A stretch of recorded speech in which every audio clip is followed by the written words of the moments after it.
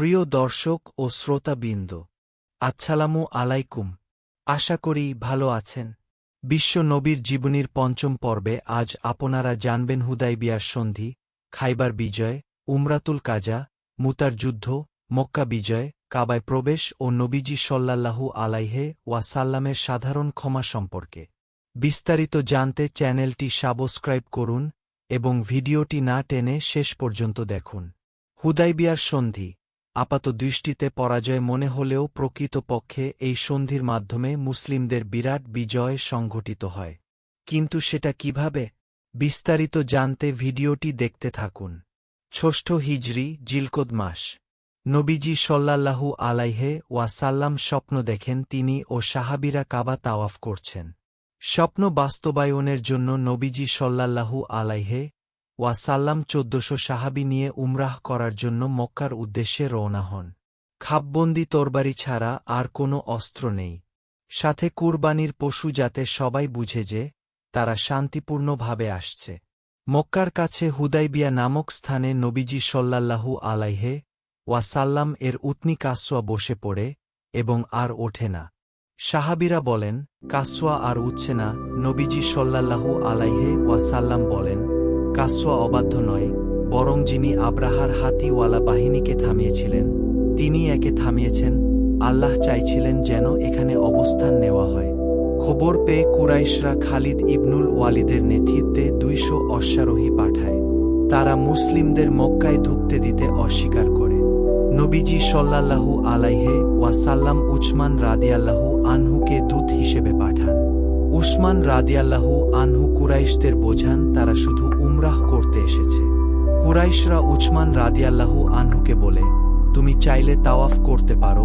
উসমান রাদিয়াল্লাহু আনহু বলেন, রাসূল সাল্লাল্লাহু আলাইহি ওয়াসাল্লাম তাওয়াফ না করা পর্যন্ত আমি করব না। উসমান রাদিয়াল্লাহু আনহু ফিরতে দেরি হওয়ায় গুজব ছড়ায় যে তাকে হত্যা করা হয়েছে। এই খবর শুনে নবীজি সাল্লাল্লাহু আলাইহি ওয়াসাল্লাম একটি গাছের নিচে বসেন এবং সাহাবীদের কাছ থেকে শপথ নেন যে তারা মৃত্যু পর্যন্ত যুদ্ধ করবে, পিছু হটবে না। ১৪০০ সাহাবী একের পর এক এসে হাত রাখেন নবীজির হাতে। এ সময় উসমান রাদিয়াল্লাহু আনহু দুতিয়ালিতে ছিলেন। নবীজি সাল্লাল্লাহু আলাইহি ওয়াসাল্লাম নিজের ডান হাত বাম হাতের উপর রাখেন এবং বলেন, এটি উসমানের জন্য। এই শপথকে বায়াতুর রিদওয়ান বা সন্তুষ্টির শপথ বলা হয়, কারণ আল্লাহ এই শপথে সন্তুষ্ট হয়ে আয়াত নাজিল করেন। সূরা ফতহে আল্লাহ বলেন, নিশ্চয়ই আল্লাহ মুমিনদের উপর সন্তুষ্ট হয়েছেন যখন তারা গাছের নিচে আপনার কাছে শপথ করেছিল। তিনি জানতেন যা তাদের অন্তরে ছিল, অতএব তিনি তাদের উপর প্রশান্তি নাজিল করলেন এবং তাদেরকে আসন্ন বিজয় দান করলেন। যারা এই শপথে অংশ নিয়েছিলেন তাদের সবার জন্য জান্নাতের প্রতিশ্রুতি দেওয়া হয়েছে। তারা আসহাবে সাজারা বা আসহাবুল হুদাইবিয়া নামে পরিচিত। অন্যদিকে কুরাইশরাও সুহাইল ইবনে আমরকে পাঠায় সন্ধি করার জন্য। দীর্ঘ আলোচনার পর ৪টি শর্ত ঠিক হয়। সেগুলো হল: ১. এ বছর মুসলিমরা ফিরে যাবে, পরের বছর উমরাহ করতে পারবে শুধু ৩ দিনের জন্য। ২. ১০ বছরের যুদ্ধবিরতি। ৩. মক্কা থেকে কেউ মুসলিম হয়ে মদিনায় গেলে তাকে ফেরত দিতে হবে, কিন্তু মদিনা থেকে কেউ মক্কায় গেলে ফেরত দিতে হবে না। এবং ৪. আরব গোত্ররা যে কোনো পক্ষে যোগ দিতে পারবে। আলী রাদিয়াল্লাহু আনহু শর্তগুলো লিখছিলেন। শর্তগুলো লেখার সময় নবীজি সাল্লাল্লাহু আলাইহি ওয়াসাল্লাম বলেন, লেখো বিসমিল্লাহির রাহমানির রাহিম। কিন্তু সুহাইল বাধা দেয়, আর রাহমান আমরা জানি না, লেখো বিচমিকা আল্লাহুম্মা।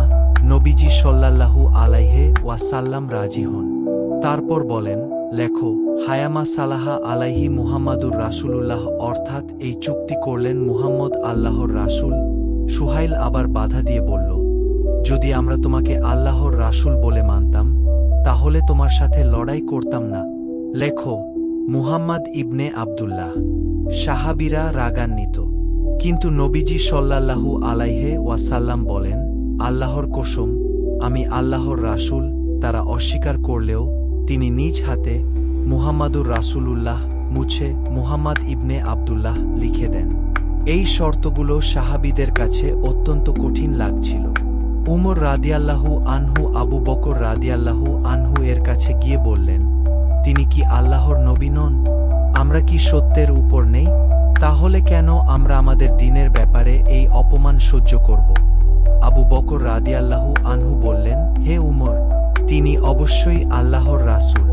তিনি তার রবের অবাধ্য হবেন না এবং আল্লাহ তাকে পরিত্যাগ করবেন না।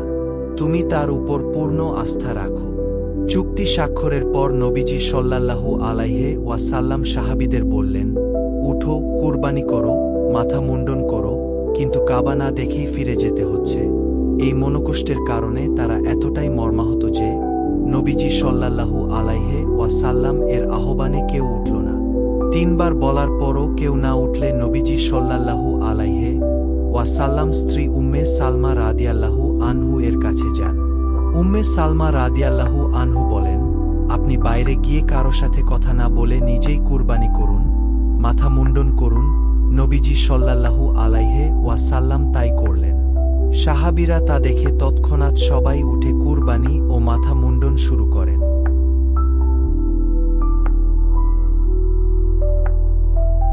ফেরার পথে সূরা ফাত্হ নাজিল হয়। আল্লাহ বলেন, নিশ্চয়ই আমি তোমাকে সুস্পষ্ট বিজয় দান করেছি। উমর রাদিয়াল্লাহু আনহু বলেন, ইয়া রাসূলাল্লাহ, এটা কি ধরনের বিজয়?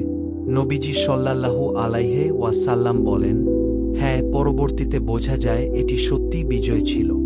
কারণ যুদ্ধ বিরতির ফলে মানুষ নিরাপদে ইসলাম সম্পর্কে জানতে পারে। পরের 2 বছরে যত মানুষ ইসলাম গ্রহণ করে তা আগের সব বছরের চেয়ে বেশি। খালিদ ইবনুল ওয়ালিদ রাদিয়াল্লাহু আনহু এবং আমর ইবনুল আস রাদিয়াল্লাহু আনহু এর মতো মহান ব্যক্তিরা ইসলাম গ্রহণ করেন। প্রিয় দর্শক ও শ্রোতাবৃন্দ, এখন জানবেন খাইবার বিজয় সম্পর্কে। খাইবার ছিল ইহুদিদের শক্তিশালী দুর্গ, যেখান থেকে তারা মুসলিমদের বিরুদ্ধে ষড়যন্ত্র করত। 7ম হিজরিতে নবীজি সাল্লাল্লাহু আলাইহি ওয়াসাল্লাম 1600 সাহাবী নিয়ে খাইবার অবরোধ করেন।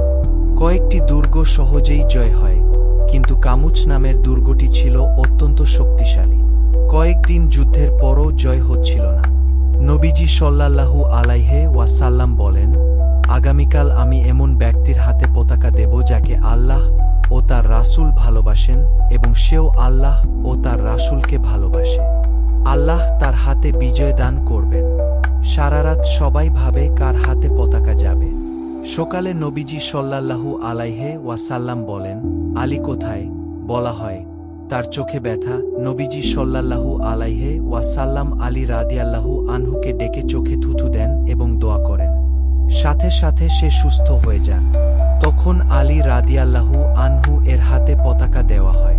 তিনি দুর্গের দরজা পর্যন্ত পৌঁছান। ইহুদিদের বীর মারহাব বের হয়ে একক যুদ্ধে আহ্বান করে। একক যুদ্ধে আলী রাদিয়াল্লাহু আনহু তাকে পরাজিত ও হত্যা করেন। এভাবেই মুসলিম বাহিনী খাইবার দুর্গ জয় করেন। যুদ্ধে দুর্গের একটি ভারী দরজা খুলে ফেলা হয়। আলী রাদিয়াল্লাহু আনহু সেই দরজাটি তুলে মুসলিমদের জন্য ঢাল হিসেবে ব্যবহার করেন। বিজয়ের পর দেখা যায় দরজাটি এত ভারী যে 8 জন মিলেও তুলতে পারছে না। উমরাতুল কাজা। হুদাইবিয়ার চুক্তি অনুযায়ী পরের বছর অর্থাৎ 7ম হিজরিতে নবীজি সাল্লাল্লাহু আলাইহি ওয়াসাল্লাম 2000 সাহাবী নিয়ে উমরাহ করতে মক্কায় যান। কুরাইশরা শহর ছেড়ে পাহাড়ে চলে যায়, কিন্তু লুকিয়ে দেখতে থাকে। 3 দিন মুসলিমরা তাওয়াফ করেন, ইবাদত করেন। আব্দুল্লাহ ইবনে রাওয়াহা রাদিয়াল্লাহু আনহু নবীজির সামনে হেঁটে হেঁটে কবিতা আবৃত্তি করেন। হে কাফেররা, আমাদের পথ থেকে সরে যাও। আজ আমরা তোমাদের এমন আঘাত করব যা মাথা তার স্থান থেকে আলাদা করে দেবে। কুরাইশরা দূর থেকে দেখে মুগ্ধ হয়। এরা কারা? মাত্র কয়েক বছর আগে দুর্বল ছিল, আজ এত শক্তিশালী। 8ম হিজরি। মুতার যুদ্ধ। নবীজি সাল্লাল্লাহু আলাইহি ওয়াসাল্লাম রোমান সম্রাট হিরাক্লিয়াসের কাছে দূত পাঠান ইসলামের দাওয়াত নিয়ে। ঘাসানি গোত্রের রাজপুত্র সুরাহবিল এই দূত হারিস ইবনে উমাইর রাদিয়াল্লাহু আনহুকে হত্যা করে, যা আন্তর্জাতিক আইনের চরম লঙ্ঘন। এই কারণে নবীজি সাল্লাল্লাহু আলাইহি ওয়াসাল্লাম 3000 সৈন্যের বাহিনী পাঠান।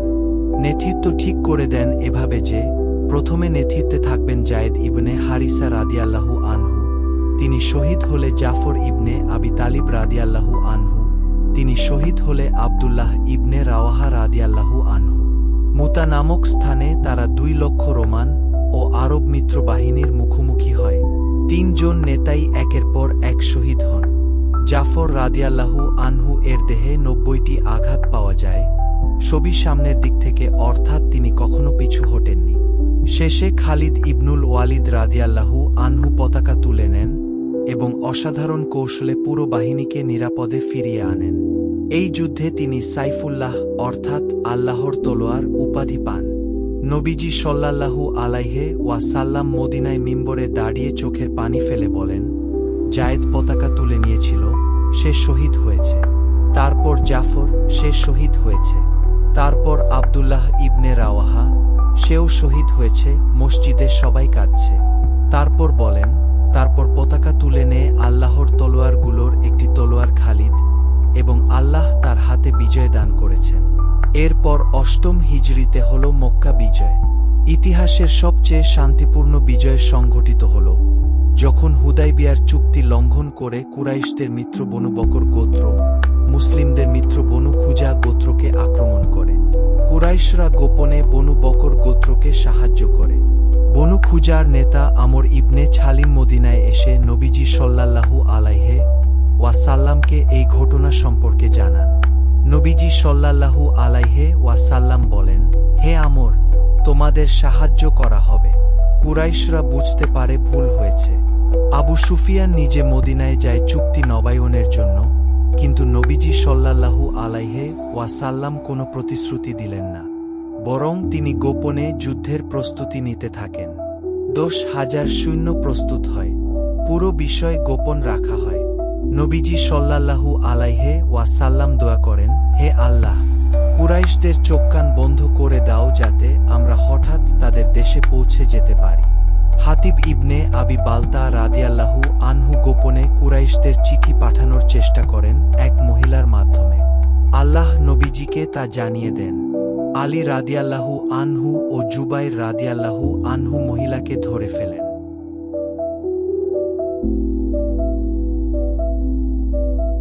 হাতিব রাদিয়াল্লাহু আনহুকে জিজ্ঞাসা করলে তিনি বলেন, ইয়া রাসূলাল্লাহ, আমি মুনাফিক নই, কিন্তু মক্কায় আমার পরিবার আছে, কুরাইশদের কোনো সুরক্ষা নেই। আমি ভাবলাম এই সংবাদ দিয়ে তাদের প্রতি অনুগ্রহ করব যাতে তারা আমার পরিবারের দেখাশোনা করে। উমর রাদিয়াল্লাহু আনহু বলেন, আমাকে অনুমতি দিন, আমি তার গর্দান উড়িয়ে দেই।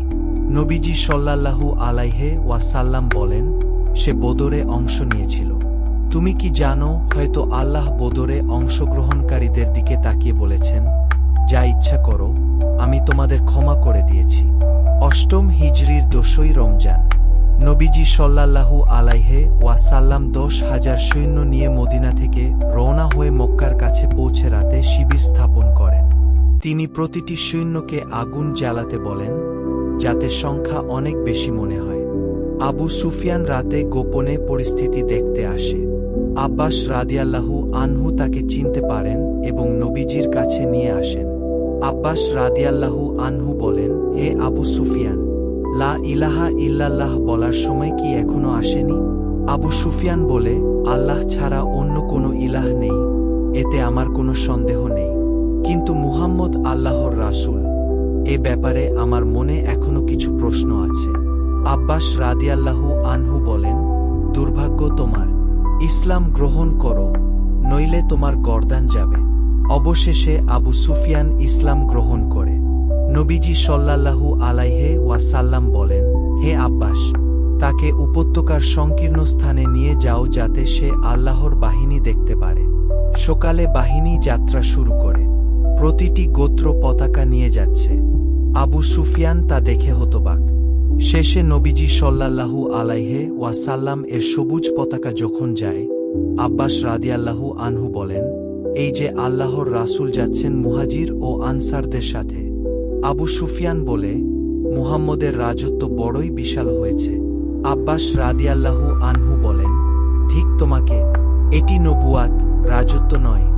নবীজি সাল্লাল্লাহু আলাইহি ওয়াসাল্লাম আবু সুফিয়ানকে বলেন, যাও, তোমার গোত্রকে বলো, যে আবু সুফিয়ানের ঘরে প্রবেশ করবে সে নিরাপদ। যে নিজ ঘরের দরজা বন্ধ করবে সে নিরাপদ। যে মসজিদুল হারামে প্রবেশ করবে সেও নিরাপদ।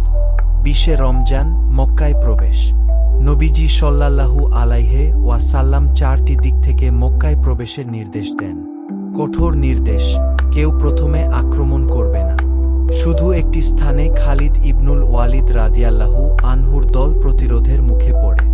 সংক্ষিপ্ত সংঘর্ষে 12 জন মুশরিক নিহত হয়। মুসলিম শহীদ হয় 2 জন।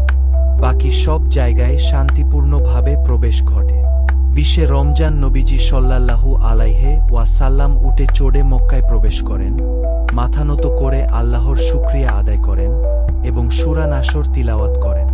যখন আল্লাহর সাহায্য ও বিজয় আসবে এবং তুমি দেখবে মানুষ দলে দলে আল্লাহর দ্বীনে প্রবেশ করছে, তখন তোমার রবের প্রশংসায় তাসবিহ পড়ো এবং তার কাছে ক্ষমা চাও। নিশ্চয়ই তিনি তাওবা কবুলকারী। নবীজি সাল্লাল্লাহু আলাইহি ওয়াসাল্লাম কাবায় গেলেন। কাবার চারপাশে ছিল 360টি মূর্তি। তিনি লাঠি দিয়ে একের পর এক স্পর্শ করেন এবং তিলাওয়াত করেন, জাল হাক্কু ওয়া জাহাকাল বাতিল, ইন্নাল বাতিলা কানা জাহুকা, অর্থাৎ সত্য এসেছে এবং মিথ্যা বিলুপ্ত হয়েছে। নিশ্চয়ই মিথ্যা বিলুপ্ত হওয়ারই ছিল। সূরা ইসরা, আয়াত 81। প্রতিটি মূর্তি উল্টে পড়ে যাচ্ছে। কাবার ভেতরে ছবি ছিল, সব মুছে ফেলার নির্দেশ দেন।